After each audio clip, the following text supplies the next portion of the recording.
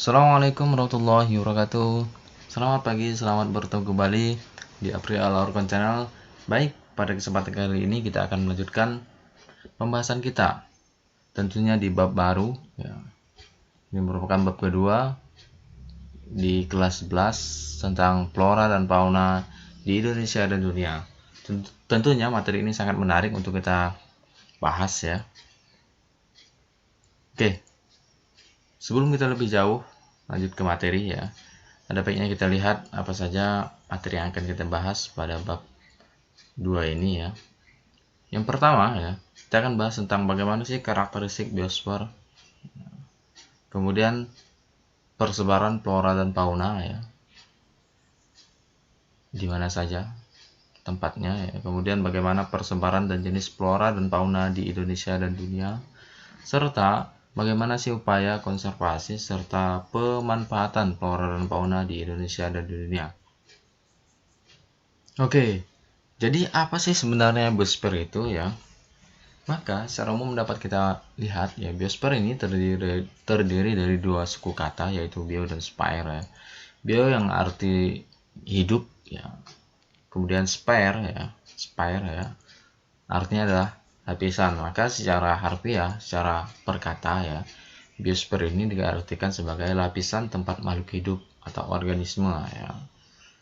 Itu meliputi lapisan lingkungan ya, di permukaan bumi ya, yang terdiri atas air ya, atmosfer ya, maupun litosfer itu ya, yang dapat mendukung kehidupan organisme tadi ya. Di mana ya jenjang kehidupan biosfer ini ya terdiri dari yang pertama, pada satuan terkecil ya ada namanya individu. Kemudian ada populasi, komunitas, ekosistem, dan bioma. Bagaimana kita bisa membedakan satu persatu ya? Baik, kita lihat langsung saja ya. Yang pertama, jenjang kehidupan yang pertama yaitu individu ya. Individu merupakan organisme tunggal ya, yang masuk dalam spesies tertentu yang dimana individu ini ya satu orang saja ya, satu ekor atau satu gitu ya. Dimana ya individu ini dibagi menjadi dua lagi.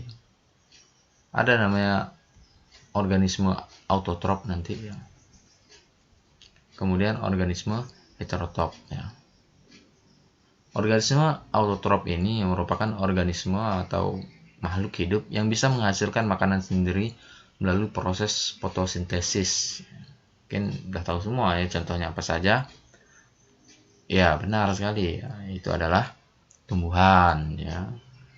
Kemudian ada namanya organisme heterotrop, yaitu organisme yang tidak bisa menghasilkan makanan sendiri.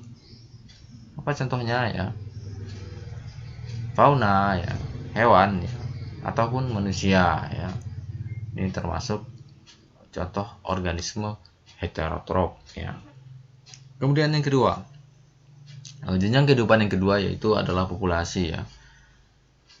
Populasi yang merupakan kumpulan individu sejenis yang berkumpul dan hidup pada suatu daerah dan waktu tertentu ya. Jadi tingkatan kedua ya, yaitu populasi, kumpulan individu tadi ya, bergabung, berkumpul ya. Contohnya adalah kawanan rusa ini ya, mendapat satu kawanan, satu kelompok, maka disebut sebagai populasi. Oke, ini sangat mudah lah ya. Yang kedua, yang ketiga ya, komunitas ya. Jadi jenjang yang seterusnya adalah kumpulan dari berbagai populasi ya pada kawasan tertentu yang saling berinteraksi dan mempengaruhi satu dengan yang lain ya. Maka disebut sebagai komunitas. Ini ada komunitas zebra, kemudian gajah ya, hewan-hewan kecil lainnya yang berkumpul kemudian saling mempengaruhi. Ada komunitas pohon-pohonan ini gitu ya, maka disebut sebagai komunitas ya. Kemudian yang keempat ya, adalah ekosistem ya. Ekosistemnya lebih kompleks dari komunitas ya.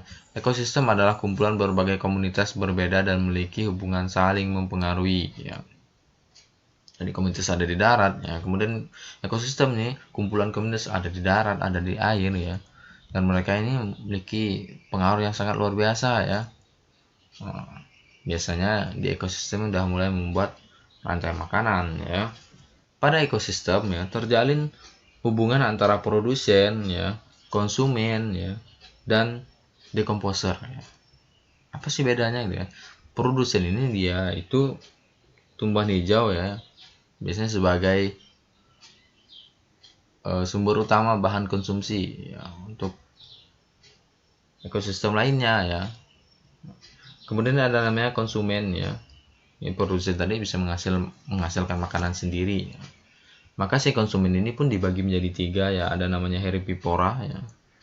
Herbivora ini hewan yang makan tumbuhan ya. Kemudian ada karnivora, pemakan daging ya. Dan omnivora ya, makan daging dan tumbuhan ya. Kemudian ada decomposer ya. Ketika flora dan fauna ini mati ya, maka ada decomposer sebagai pengurai ya. Contohnya ulat, cacing nanti ya. Maka siklus ini ya udah lumayan kompleks nih ya.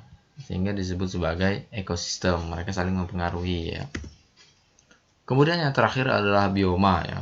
Pada jenjang kehidupan ini, bioma adalah kumpulan beberapa ekosistem yang terdapat pada suatu wilayah geografi dengan kondisi iklim sama ya.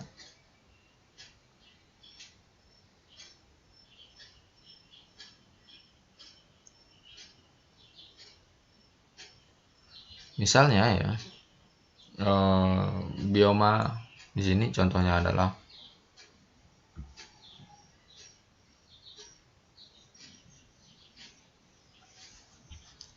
bioma di sini ya berbagai macam ya. Kalau di dunia ini ya digolongkan menjadi berbagai macam. Ada bioma gurun ya, ada padang rumput nanti ya dengan segala macam flora dan faunanya.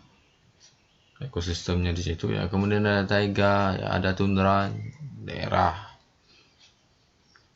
kutub ya.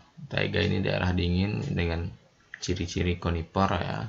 Kemudian ada hutan gugur atau hujan tropis, ada hutan hujan monsun ya, ada hutan hujan sabana ya, dan berbagai macam lagi bioma ya. Yang akan kita pelajari ya di pertemuan selanjutnya, dan ini bakalan seru sekali ya. Oke, inilah ya jenjang kehidupan ya pada biosfer, di mana kumpulan dari semua bioma tadi yang membentuk sebuah biosfer, yaitu dunia ini gitu ya. Jadi pada jenjang kehidupan tadi ya diawali dari individu yang misalnya adalah tikus ini ya, kemudian populasinya kumpulan tikus-tikus, komunitasnya ada burung, ada tikus ya, kemudian ada tanaman ya. Ekosistem lebih kompleks lagi ya, dimana mereka ini membentuk komunitas-komunitas pada suatu wilayah. Kemudian mereka udah saling mempengaruhi ya. Nanti ada tikus, ada padi, ya, ada ular, ada burung elang ya. Kemudian ada cacing. Kemudian ada bioma ya, kumpulan ekosistem tadi terbentuklah bioma-bioma ya. Ini si taiga ya, hutan hujan tropis ya. Kemudian gabungan dari bioma tadi ya disebutlah sebagai biosfer ya. Oke, semoga bisa dipahami lah ya, ini informasi masih lumayan mudah ya pada jenjang kehidupan pembentuk biosfer ini ya. Kemudian yang terakhir adalah lingkungan utama pada biosfer ya. Tidak bisa kita pungkiri ya, biosfer ini terdiri dari 3 komponen utama. Yang pertama adalah adanya atmosfer ya, udara ya, ini bahasa Inggris ya, bukan bahasa Indonesia ya. Kemudian hidrosfer berupa air ya, dan terakhir adalah litosfer, lapisan permukaan bumi ya. Dimana jika tidak ada ketiga unsur ini ya, maka tidak akan ada kehidupan ya. Kan di planet manapun ya, ketika 3 unsur ini tidak ada ya, maka otomatis tidak akan ada kehidupan di sana. Apa saja lingkungan utama biosfer? Yang pertama ada biosiklus darat ya. Biosiklus darat, kemudian biosiklus laut, dan biosiklus air tawar ya. Biosiklus darat ini artinya lingkungan kehidupan yang ada di darat ya. Di mana lingkungan kehidupan yang ada di darat ini terbentang luas di muka bumi kita ini ya. Dari wilayah ekuator ya, Indonesia itu ya. Kemudian ada di kutub utara, kutub selatan dengan berbagai macam siklus, dengan berbagai macam flora dan faunanya ya. Biosiklus di darat ini ya dibedakan menjadi hutan ya, kemudian ada padang rumput, nanti ada gurun ya. Secara umum dibagi jadi 3 ya. Kemudian ya, hutan itu tumbuh di berbagai wilayah permukaan bumi ya, di mana keragaman hutan dan vegetasi lainnya sangat dipengaruhi oleh suhu dan curah hujan ya. Suhu dan curah hujan ini akan menentukan ya apa saja tumbuhan yang bisa tumbuh ya, yang hidup. Kemudian apa saja jenis hutannya ya, di mana saja sebarannya, dan kita lanjutkan di pertemuan seterusnya nanti ya. Kemudian yang kedua adalah biosiklus laut yang merupakan lingkungan kehidupan biosiklus laut ya, atau di daerah laut ya. Kehidupan laut itu ya bisa berkembang di daerah perairan atau di daerah pantai itu dengan kedalaman maksimal 200 meter ya. Kenapa 200 meter? Karena ya sinar matahari yang ketika bersinar di daerah air yang jernih itu hanya mampu menembus dengan kedalaman 200 meter ya.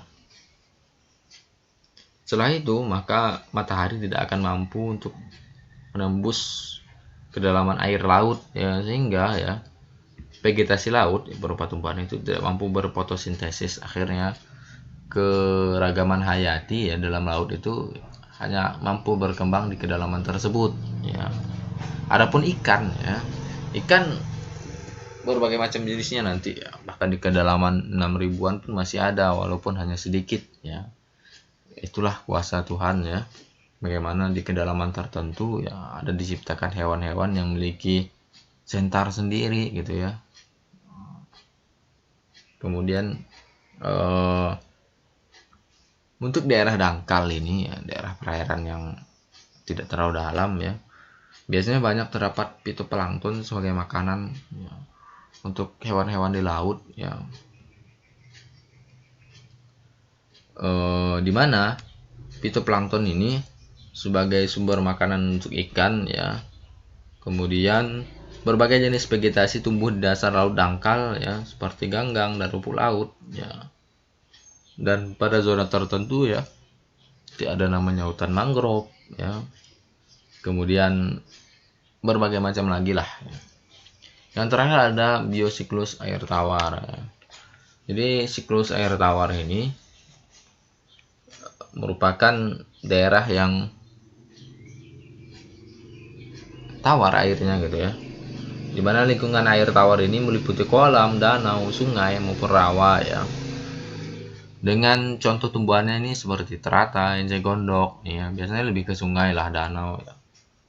Yang kemudian ikan-ikan air tawar ya, ada reptil, amfibi, serangga, cacing, moluska ya, seperti siput ya, atau kerang siput ya. Pada lingkungan